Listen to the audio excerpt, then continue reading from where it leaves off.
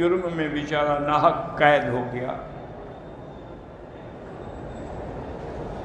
اب ان کو اطلاع ملی کہ بھئی الحمدللہ اس کی اپیل منظور ہو گئی ہے اور وہ فلاں تاریخ کو بری ہو جائے گا۔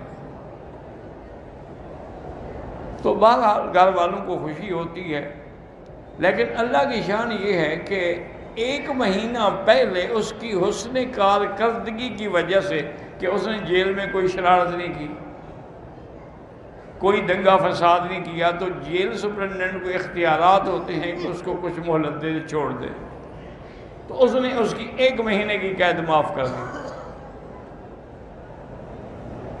تو اب 1 مہینے کی قید معاف ہو گئی، تو اس نے کہا ٹھیک ہے، بتانے کی کیا ضرورت ہے، میں گھر جا رہا ہوں اور ویسے بھی اچانک جاؤں گا تو خوشی ہوگی۔ تو وہ رات کو اپنے گھر میں پہنچا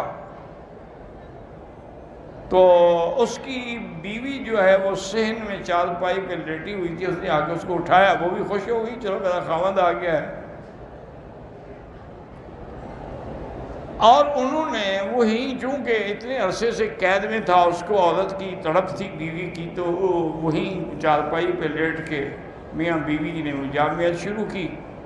اس کے باپ اور بھائی جو تھے وہ پانی لگانے کے لیے فصل میں گئے ہوئے تھے، وہ واپس آئے۔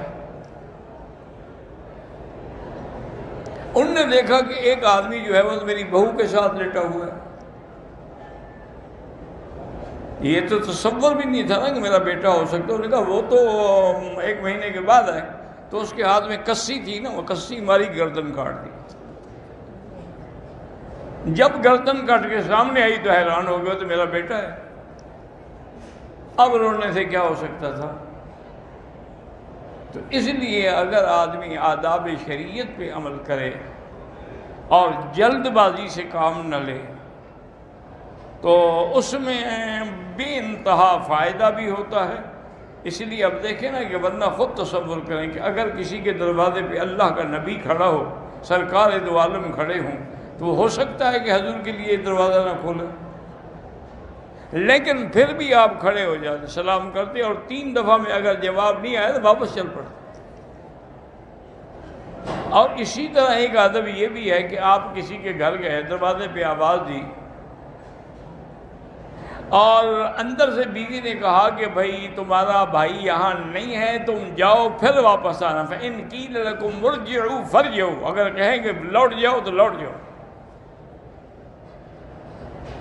حضرت ابن عباس رضی اللہ تعالیٰ عنہ ہمیشہ افسوس فرماتے تھے، کہتے بھی اس آیت پر ہمارا عمل نہیں ہو سکا، اس لیے کہ ہمیں تو کوئی نہیں کہتا کہ واپس جاؤ، کوئی کہے واپس جاؤ تو ہم واپس جائیں نا، تو لہذا یہ آیت تو ہمارے عمل سے رہ گئی۔